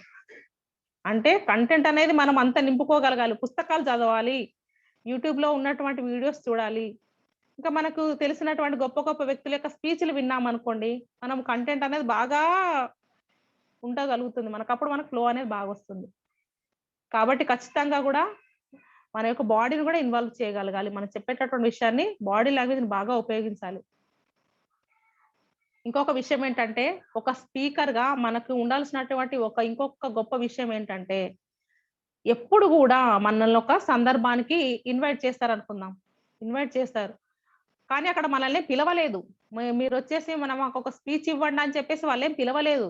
కానీ మనము ఒక ఫంక్షన్‌కి వెళ్తున్నాం. అక్కడ ఏంటి ఆ యొక్క సందర్భం ఏంటి అని తెలుసుకొని, కనీసం ఒక 15 మినిట్స్ అయినా అటువంటి ఒక స్పీచ్‌ని మనం తయారు చేసుకొని వెళ్ళగలగాలి. అదొక స్పీకర్‌గా మనకు ఉండాల్సినటువంటి ముఖ్య లక్షణం. ఇంతకాలం వరకు మనం స్పీకర్స్ కాదు కాబట్టి వెళ్ళకపోయినా పర్వాలేదు. కానీ ఒక స్పీకర్‌గా మనం గనక రాణించగలగాలి అనేటటువంటి విషయాన్ని మనము అవగతం చేసుకొని మనం స్పీకర్‌గా వెళ్ళాలి. స్పీకర్‌గా నేను ముందుకు వెళ్ళాలి అనేటటువంటి విషయాన్ని మనం డిసైడ్ అయినప్పుడు ఖచ్చితంగా ఒక ఒక సందర్భానికి మనల్ని, ఫర్ ఎగ్జాంపుల్ మనం ఒక స్పీచ్‌కి వెళ్ళాము. లేదంటే మన పిల్లలకు సంబంధించినటువంటి స్కూల్ మీటింగ్‌కి వెళ్ళామనుకుందాం. అక్కడ ఏంటి ఏ విషయం మీద మన కోసం ఏ విషయం మీద జరుగుతుంది ఆ ఒక స్పీచ్ అనేటటువంటి విషయాన్ని మనం గమనించి, దానికి తగినట్టుగా ఒక 15 మినిట్స్ టైం మాట్లాడేటటువంటి కంటెంట్ మనం తయారు చేసుకొని, ప్రిపేర్ అయిపోయి, ప్రాక్టీస్ చేసుకొని వెళ్ళాలండి. అది మీరు జీవితం అంతా గుర్తుపెట్టుకోండి. ఇలా మనం ఎప్పుడైనా సరే ఎక్కడికి వెళ్ళినా ఒక స్పీకర్‌గా 15 మినిట్స్ టైం మాట్లాడేటువంటి కంటెంట్ ఖచ్చితంగా తయారు చేసుకోండి. అది స్పెసిఫిక్‌గా చెప్పగలగాలి మనము. అది రిలేటెడ్‌గా టైమ్ మేనేజ్‌మెంటా దానికి సంబంధించిందే చెప్పగలగాలి. గోల్ సెట్టింగా దానికి మాత్రం సంబంధించి చెప్పగలగాలి. అలా మన యొక్క స్టోరీస్ అనేటివి మనము ప్రిపేర్ చేసుకోగలగాలి. ఎలా అంటే ఒక బార్డర్‌లో మన మన అందరి కోసము బార్డర్‌లో నిత్యము శ్రమించి 24 గంటలు 24/7 మన కోసము ఎప్పుడు కష్టపడేటటువంటి ఆర్మీ మన యొక్క సైనికులను చూస్తాం గదా! వాళ్ళు ఇంటికొచ్చినప్పుడు, ఇంటికి నేను సెలవు పైనే వచ్చానులే అనేటటువంటి దాంతో నెగ్లిజెన్స్‌గా ఉండరండి. ఏ సమయంలో యుద్ధం వస్తే నేను ఎప్పుడంటే అప్పుడు వెళ్ళడానికి రెడీగా ఉండాలని ఎలా అయితే వాళ్ళ యొక్క ఆయుధాలతో రెడీగా ఉంటారో, ఆ విధంగా మనము ఒక స్పీకర్‌గా ఎక్కడైనా స్పీచ్ జరుగుతున్నప్పుడు మనల్ని పిలిచినప్పుడు దానికి తగ్గట్టుగా దాని యొక్క కంటెంట్ ఏంటి, దాని యొక్క స్పీచ్ యొక్క స్పెసిఫికేషన్ ఏంటి అనేది తెలుసుకొని మనం దానికి తగ్గట్టుగా మనము కనీసం 15 మినిట్స్ అయినా గూడా రెడీ అయ్యి వెళ్ళేలాగా మనమందరం చూసుకోగలగాలండి. ఇంకా అండి? Any doubts? అన్‌మ్యూట్ చేసుకొనైనా మాట్లాడండి. Clear madam. Okay madam. Any doubts? మీరు అయిపోయిందంటే అప్పుడు డౌట్స్ అడుగుదాంలేండి. ముందు కంప్లీట్ చేసేసేయండి. లాస్ట్ లో క్వశ్చన్ ఆన్సర్ సెషన్ తీసుకుందాం. Okay sir. Okay sir. Okay sir. Thank you sir. ఒక రోజున ఒక యువకుడు ఏం చేస్తాడంటే, తను బాగా చదువుకుంటాడు. ఒక్కగానొక కొడుకు. తల్లిదండ్రులకు చూడగా పుట్టాడండి పాపం. ఒక్కడే ఒక కొడుకు. ఆ తల్లిదండ్రులు చాలా కష్టపడి ఆ అబ్బాయిని బాగా చదివించారు. చాలా మంచి వాళ్ళకి తినడానికి తిండి లేకపోయినా సరే బాగా కష్టపడి చదివించారు. ఒక వృద్ధిలోకి తీసుకురావాలనే ఉద్దేశంతో బాగా చదివించారు. కానీ ఆ అబ్బాయికి తను అనుకున్నటువంటి లక్ష్యాన్ని చేరలేకపోయాడు. కాబట్టి చాలా బాధతో ఏం చేస్తాడంటే, నేను ఎవరి కోసం బ్రతకాలి? ఇదేంటి నేను నా తల్లిదండ్రులను కూడా చూసుకోలేనంత దారుణమైన పరిస్థితుల్లో ఉన్నాను. ఏంటి నేను ఎందుకు బ్రతకాలనేటటువంటి ఒక డిప్రెషన్‌లోకి వెళ్ళిపోతాడు అబ్బాయి. డిప్రెషన్‌లోకి వెళ్ళిపోయి ఇక నేను చనిపోవాలని చెప్పి డిసైడ్ కూడా అయిపోతాడు. ఆ బాధలో, ఆ ఆవేదనలో, ఆ ఆవేశంతో రోడ్డు పైన గబగబా నడుచుకుంటా వెళ్తా ఉంటాడు ఆవేశంగా. ఆ టైంలో ఒక బాటసారి చూస్తాడనమాట. ఏంటి అబ్బాయి ఏదో ఫాస్ట్‌గా వెళ్తున్నాడని. అలా చూస్తుండగానే ఒక కొండ పైకి ఎక్కుతాడు. కొండ పైకి ఎక్కేసి దూకుదాం అనేటటువంటి ప్రయత్నం చేస్తా ఉంటే, ఒక బాటసారి వచ్చి గబగబా "ఆగు బాబు ఆగు, ఒక్క నిమిషం ఆగు" అని చెప్పేసి ఆపుతాడు. ఆపగానే "ఎవరు సార్, నా బాధ ఏదో నేను పడుతున్నాను, మీరెవరండి" అని చెప్పేసి చాలా ఆవేశంతో, బాధతో ఉన్నటువంటి ఆ యొక్క యువకుడు "మీరెవరండి నన్ను ఆపడానికి" అని చెప్పేసి తనని చాలా కోపంగా అంటాడనమాట. "లేదు బాబు, నువ్వు తర్వాత నేను చెప్పిందైతే విను, తర్వాత నీ ఇష్టమైనట్టు నువ్వు చేసుకుందువు గాని" అని చెప్పేసి నా దగ్గరకొచ్చి కాసేపు కూర్చో అని చెప్పేసి పక్కన కూర్చోబెట్టుకుంటాడు. ఏంటి సార్ మీరెందుకు పిలిచారు నన్ను అంటే, "ఏం లేదు బాబు నా దగ్గర కొన్ని స్నాక్స్ ఉన్నాయి. ఆ స్నాక్స్ తిన్న తర్వాత నువ్వేం చేద్దాం అనుకుంటున్నావో చేసుకో పర్లేదు" అని చెప్పేసి అంటాడు. ఇదేంటండి నేనేదో చావడానికొచ్చాను. నా బాధకు నేనేదో వస్తే నాకేదో స్నాక్స్ అంటున్నారు. ఏంటి సార్ మీరు నన్ను మీరేం మాట్లాడుతున్నారు? మీకేమైనా అర్థమవుతుందా? అని చాలా కోపంగా అంటాడనమాట. కాదు బాబు పర్లేదులే నువ్వేదో చేద్దామనుకుంటున్నావు గానీ, నా సంతృప్తి కోసం కొన్ని స్నాక్సే తీసుకో బాబు అని కొన్ని స్నాక్స్ ఆ అబ్బాయికిస్తాడు. ఇచ్చినప్పుడు ఏమవుతుంది? ఈ ఇతని యొక్క బాధేంటో సరేలే ఇతన్నెందుకు ఇబ్బంది పెట్టాలి అని చెప్పేసి కొన్ని స్నాక్స్ తీసుకొని ఏదో బాధగానే నచ్చకుండానే ఏదో మొహమాటం కొద్దీ తీసుకొని కొన్ని స్నాక్స్ తీసుకొని తింటాడు. తిని మళ్ళీ కొండపైకెక్కుతాడు. మళ్ళీ దూకేద్దాము అనేటటువంటి విషయంతో మళ్ళీ దూకుదామని ప్రయత్నం చేస్తుండగా మళ్ళీ ఆ బాటసారి ఆపుతాడు. అదేంటండి మీరేదో స్నాక్స్ అన్నారు. తిన్న తర్వాత నా ఇష్టం అన్నారు. నేనేదో నా సావు నేను చద్దామనుకుంటే ఏంటండి మళ్ళీ ఆపుతున్నారని చెప్పేసి చాలా కోప్పడతాడు ఆ అబ్బాయి. కోప్పడ్డ తర్వాత బాబు మనకి మామూలుగా చిన్నప్పటి నుంచి కూడా తెలిసిన విషయమే గదా! ఏదైనా ఎవరికైనా షేర్ చేసినప్పుడు తిరిగి మళ్ళీ షేర్ చేయాలి కదా! మరి నువ్వేంటయ్యా నాకేం షేర్ చేయకుండా వెళ్తున్నావు? నా రుణం తీర్చుకోకుండానే ఎళ్ళిపోతావా? అని చెప్పేసి నవ్వుతూ ఆపుతాడు ఆ అబ్బాయిని. ఆపేసరికి ఆ యువకుడికి చాలా కోపమొస్తుంది. ఇదేంటండి నీ స్నాక్స్ అని. నీ స్నాక్స్ అడగలేదు, ఏం లేదు. ఏదో ఇచ్చావులే తినేసాను. మళ్ళీ రుణం అంటావేంటి? అదేంటి నాకు అయినా వద్దులేండి. మీ రుణం నాకు ఉంచుకోవాల్సినటువంటి అవసరం లేదు. రేపు ఈ టైంకి ఇక్కడికే వచ్చి ఉండండి. ఆ తర్వాత నేను నీకు స్నాక్స్ ఇచ్చేసి నా చావేదో నేను చస్తానని చెప్పేసి చాలా కోపంగా ఇంటికెళ్ళిపోతాడు. మళ్ళీ మరుసటి రోజు సాయంత్రం అక్కడికొచ్చేసుంటాడు ఆ అబ్బాయి. మళ్ళీ బాటసారి వస్తాడు. "ఏంటి బాబు ఎంతసేపయింది మీరొచ్చి" అని జెప్పేసి అడగగానే, "ఆ! ఎంతసేపో అయిందిలే గాని, ఇదిగో ఈ స్నాక్స్ కోసమే గదా నువ్వొచ్చావు. ఈ స్నాక్స్ తీసుకో" అని జెప్పేసి తన దగ్గరున్నటువంటి కవర్‌ని అలా విసిరేస్తాడు విసురుగా. విసిరేసి మళ్ళీ కొండపైకెక్కి చనిపోదామా అని అనుకునేటటువంటి ఆ సమయంలో ఆ బాటసారి అంటాడు, "సర్లే నువ్వేదో చనిపోదాం అనుకున్నావు ఓకే గాని, చివరి కోరికగా నా దగ్గరకొకసారొచ్చి పక్కన కూర్చో బాబు ఈ స్నాక్స్ నేను తినేంత వరకి నాతో ఉండరాదా?" అని జెప్పేసి మళ్ళీ పక్కన కూర్చోబెట్టుకుంటాడు. కూర్చోబెట్టుకోగానే ఆ అబ్బాయికి మళ్ళీ కోపమొస్తుంది. ఏంటండి ఏదో స్నాక్స్ ఇద్దామని నేనొస్తే మళ్ళీ ఇలా కూర్చోబెట్టుకుంటున్నారు. ఏంటండి మీ యొక్క ప్రాబ్లమ్ ఏంటసలు? నా వెంబడి ఇలా ఎందుకు పడుతున్నారు? అని చెప్పేసి మళ్ళీ కోపంగా ఆ అబ్బాయి సర్లే తినండి. నాదేదో నేను చూసుకుంటాను గాని ఈ చివరిసారిగా మీతో కూర్చుంటాలే సర్లే తినండి అని చెప్పేసి కోపంగా అంటాడు. ఆ యొక్క బాటసారి మళ్ళీ అబ్బాయి తెచ్చినటువంటి స్నాక్స్ తినేస్తాడు. తిన్న తరువాత అయిపోయిందా? మీరు తినడం అయిపోయిందా? తింటే ఇంక నా పని నేను చూసుకుంటానని మళ్ళీ కొండ పైకెక్కి దూకుదామని నించొని ఉంటాడనమాట. నించొని కొండ పైనకి ఇలా దూకుదామని ట్రై చేస్తుండగా మళ్ళీ బాటసారి ఆపుతాడు. ఈసారి ఆ అబ్బాయికి చాలా పట్టరానంత కోపమొస్తుంది. ఏంటయ్యా అసలు నీ ఉద్దేశ్యం ఏంటి? నా చావేదో నేను చద్దామనొస్తే, నా నా నేనేదో నా మానాన నేనుంటే స్నాక్స్ ఏదో అన్నావు. సర్లే తిన్నాను. తిన్న తర్వాత ఏదో రుణం అన్నావు. సర్లే నీ రుణం నాకెందుకు? ఈ రుణంతో చచ్చిపోతే మాత్రం నాకు మనశ్శాంతిగా ఉండదు గదా! అనే ఉద్దేశ్యంతో తీసుకొచ్చి ఇచ్చాను. తిన్నావు బానే ఉంది. మళ్ళీ ఎందుకు ఆపుతున్నావయ్యా? నీకేం హక్కుందని చెప్పేసి నన్ను ఆపుతున్నావని చాలా కోపంగా అతని మీదకి అరుస్తాడు గట్టిగా. ఆ అరిచినటువంటి అబ్బాయి బాటసారి చెప్పినటువంటి మాటలు విన్న తర్వాత నిశ్చేష్టుడైపోతాడు. ముఖం పైన ఒక్క రక్తపు చుక్క లేకుండా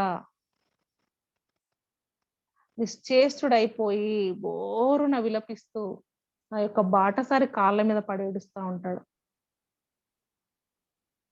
అంత ఆవేశంతో ఊగిపోయినటువంటి ఆ యువకుడు నోట మాట రాకుండా ఏడుస్తానే నించుంటాడు.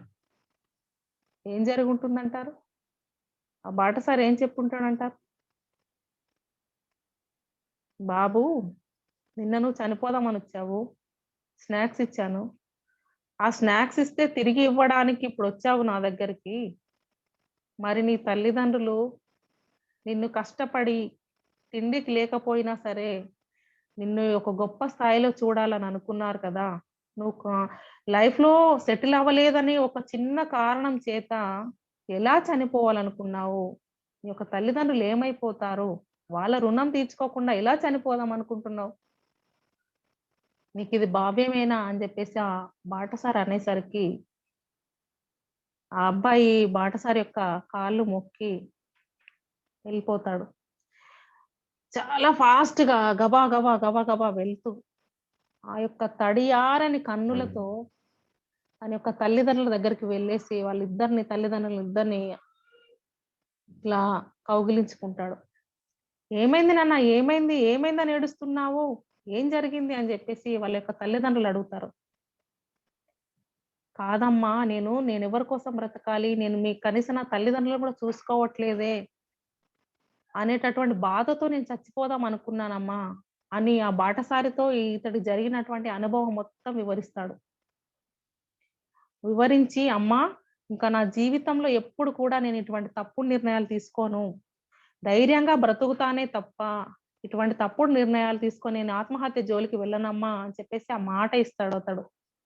చూసారా ఆ బాటసారి ఎలాంటి ఆ అబ్బాయిలో ఉన్నటువంటి ఆవేశాన్ని, బాధను, ఆ యొక్క ధైర్యాన్ని ఎలా నింపాడో చూసారండి. అంటే మనం చెప్పేటటువంటి కథలు కూడా ఎప్పుడైనా మన స్పీచ్‌కి వచ్చినటువంటి ఆడియన్స్‌లో అంత ఉద్రేకంతో, అంత బాధతో, అంత అసహనంతో నేనేం చేయలేకపోతున్నా అన్నటువంటి బాధతో వచ్చినటువంటి ఆ యొక్క ఆడియన్స్ యొక్క పల్స్‌ను మనం తెలుసుకొని, అంటే అలా మనము సమాధానం ఒక బాటసారి ఎలా అయితే అతని యొక్క సమస్యను తీర్చే విధంగా మాట్లాడాడో, ఒక స్పీకర్‌గా మనము కూడా అలా చెప్పగలగాలి. అబ్బాయికి ఏం జరిగింది ఇక్కడ? తను బ్రతకాలి, ఇంకా జీవితంలో ఆత్మహత్య చేసుకోకూడదని నిర్ణయం తీసేసుకున్నాడు. ఎలా అయినా నేను సాధించగలగాలి అనేటువంటి ధైర్యాన్ని నింపుకున్నాడు. తన తల్లిదండ్రులను చూసుకోగలను, నేనేదైనా సాధించగలను అనేటువంటి నమ్మకాన్ని పొందగలిగాడు. చూసారా? ఈ విధంగా ఒక స్పీకర్‌గా మనం కూడా మనం చెప్పేటటువంటి కథల వల్ల ఇన్‌స్పైర్ అయ్యి వాళ్ళ యొక్క జీవితాలలో ఎప్పుడు కూడా తప్పుడు నిర్ణయం తీసుకోకుండా ఉండేలాగా ఈ యొక్క సమాజంలో ఉన్నటువంటి కొంతమంది వ్యక్తులనైనా మనం మార్చగలగాలి. మన స్పీచ్‌కి వచ్చినటువంటి వ్యక్తులలో కొంతమందినైనా మనము వారి యొక్క సమస్య నుంచి విముక్తి పొంది వాళ్ళ యొక్క జీవితాన్ని చాలా బ్రైట్‌ఫుల్‌గా మార్చుకునేందుకు మనము శాయశక్తులా అవసరమైతే స్టోరీస్‌ని క్రియేట్ చేసుకొనైనా సరే చెప్పగలిగేటటువంటి టాలెంట్‌ని కలిగి ఉండాలి. ఎప్పుడైనా సరే మనము ఆ యొక్క ఆడియన్స్ ఎవరు అనేది దృష్టిలో పెట్టుకోగలగాలి. మళ్ళీ ఒకసారి ఇదంతా నేను ఒకసారి రివైజ్ చేస్తానండి. ఒక స్పీకర్‌గా ఉండాల్సినటువంటి మన యొక్క లక్షణం ఏంటంటే, ఎప్పుడు ఒక మన స్మైల్‌తో ఉండగలగాలి. స్మైల్‌తో ఉన్నప్పుడు మాత్రమే ఎదుట ఉన్నటువంటి ఆడియన్స్ మనల్ని చాలా బాగా పాజిటివ్ వైబ్రేషన్స్ అనేటివి మనకు తెలిసిందే. పాజిటివ్ వైబ్రేషన్స్ ఉన్నప్పుడు మనం చెప్పేటటువంటి స్పీచ్ కూడా వాళ్ళు రిసీవ్ చేసుకోవడానికి పాజిటివ్‌గా మన వైపు అట్రాక్ట్ అవుతారు. అదే విధంగా మనం చెప్పేటటువంటి స్టోరీ ఖచ్చితంగా కూడా చెప్పాను ఇందాక యాక్రోనిమ్ చెప్పాను. ప్రేక్షక దేవుళ్ళు అనే విషయం చెప్పాను చూసారండి. అలాగా ప్రేక్షక దేవుళ్ళు అంటే మనం సెంటర్ ఆఫ్ అట్రాక్షన్ మన యొక్క ఆడియన్స్ అయినటువంటి విషయాన్ని మనం ఎప్పుడు కూడా మర్చిపోకూడదు. ఆ సెంటర్ ఆఫ్ అట్రాక్షన్ మన ఆడియన్స్ ఎవరు అని తెలుసుకోగలగాలి. వాళ్ళు ఏ విషయంలో మన వైపు వచ్చారు, వాళ్ళు ఏం ఎక్స్‌పెక్ట్ చేస్తున్నారు అనేటువంటి విషయాన్ని కూడా మనం తెలుసుకోగలగాలి. పిల్లలకి ఎటువంటి విషయాలు చెప్పాలి, పెద్దవాళ్ళకి ఎలాంటి విషయాలు చెప్పాలి, వృద్ధులకు ఎటువంటి విషయాలు చెప్పాలి, యువకులకు ఎటువంటి విషయాలు చెప్పాలి. ఆ యొక్క సందర్భాన్ని మనం ఎప్పుడు మర్చిపోకుండా వాళ్ళకి ఏం అవసరమో క్రియేట్ చేసి చెప్పగలగాలి. అదే విధంగా 5 డబుల్స్ అండ్ 1 హెచ్ చెప్పాను ఇందాకే. సందర్భం ఏంటి? కథలు ఎందుకు చెప్పాలి? ఎలా చెప్పాలి? మన యొక్క ఆడియన్స్ ఎవరు? అసలు ఎలా చెప్పాలి అనేటువంటి విషయాలను కూడా చెప్పాను. అంతేకాకుండా స్టోరీస్‌కి సంబంధించినటువంటి ఒక యాక్రోనిమ్ కూడా మీకు ఇచ్చాను. S for simple, T for time frame, O for organised, R for reasonable, I for inspire and immediate to start, E for easy to tell, S for specific. ఇలా ఇంకొకటి ఏంటంటే మన యొక్క స్పీకర్‌గా మనము ప్రెజెంటేషన్ అనేది ఎలా ఉండగలగాలి? పీపీటీ చెప్పాను. పీపీటీ అంటే పవర్ పాయింట్ ప్రెజెంటేషన్ కాదండి. మనం ఒక స్పీచ్‌ని ఎలా ప్రెజెంట్ చేయగలగాలి అని చెప్పడానికి నేను పీపీటీ అని వాడాను. P for passion, P for practice and tea for to involve our whole body. అంతేనా అండి? ఇంకా ఏమైనా డౌట్స్ ఉంటే నాతో మాట్లాడండి. సార్ అయిపోయిందండి? వాసు సార్. అయిపోయిందా? అయిపోయింది సార్. అయిపోయింది sir. Thank you sir. Thank you for giving me this wonderful opportunity sir. Thank you very much. Very good. Thank you madam. Thank you very much. బాగా కవర్ చేశారు. మీరు ఆల్రెడీ స్టార్టింగ్ నుంచి ending దాకా చెప్పింది మళ్ళీ review చేసి summarise కూడా చేశారు కాబట్టి నేను మళ్ళీ ఆ పాయింట్స్ అన్ని తిప్పి చెప్పడం అనేది కరెక్ట్ కాదు. ఎందుకంటే ఆల్రెడీ మీరు మొదటి నుంచి లాస్ట్ దాకా ఏం చెప్పని చెప్పారు. బట్ నాకు కనెక్ట్ అయిన 2-3 ఏంటంటే స్టోరీస్, మీరు చెప్పిన లాస్ట్ స్టోరీ మాత్రం బాగుంది. తర్వాత మా స్టోరీ యాక్రోనిజమును పీపీటీ యాక్రోనిజం బాగుంది. తర్వాత ప్రాంతీయపరంగా స్టోరీ ఉండాలి, పిల్లలు పెద్దవాళ్ళు కనెక్టెడ్ ఉంటే బాగుంటుందని చెప్పారు. So majority of the points cover చేశారు. మీరు ఆల్రెడీ మళ్ళీ సమరీ కూడా రివ్యూ చేశారు కాబట్టి నేను మళ్ళీ మొదటి నుంచి చెప్పడం అనేది అర్థం లేని విషయం. Very good, thank you very much. మీరు ఫస్ట్ టైం చెప్పినా కూడా you have done excellent job. So delivery కూడా అద్భుతంగా ఉంది. So very good. Any doubts ఉంటే దయచేసి క్లారిఫై చేసుకోండి. ఉమామేశ్వర గారు రికార్డింగ్ ఆపండి సార్. ఓకే. గారు ఎక్సలెంట్ గా చెప్పారు మేడం.